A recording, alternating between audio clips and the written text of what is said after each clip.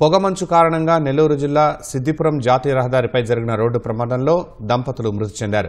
కూరగాయలను విక్రయించేందుకు ఆటోలో వెళ్తూ ఉండగా ఆర్టీసీ బస్సు ఢీకొని దంపతులు మృత్యువాత పడ్డారు.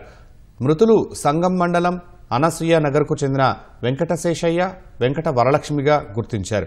ప్రమాదంలో వెంకటశేషయ్య అక్కడికక్కడే ప్రాణాలు కోల్పోగా వరలక్ష్మి ఆసుపత్రిలో చికిత్స పొందుతూ మరణించారు. దీంతో వీరు ముగ్గురు పిల్లలు అనాథలుగా మారారు. ఈరోజు ఉదయం వ్యాపారానికి 6 గంటలకు బయలుదేరినారు. ఈ పొగమంచు కారణంగా వెంగారెడ్డిపాలెం సమీపంలో యాక్సిడెంట్ జరిగింది. ఆర్టీసీ బస్సు ఎదురుగా ఢీ కొట్టడంతో వెంకటశేషయ్య అక్కడికక్కడికే మరణించినాడు. వెంకట వరలక్ష్మి అన్న బతుకుది అనే ఉద్దేశంతో ఉన్నాము. ఆమె కూడా హాస్పిటల్కి తీసుకెళ్లే క్రమంలో ఆమె కూడా చనిపోయింది. ముగ్గురు పిల్లలు అనాథలు అయిపోయినారు.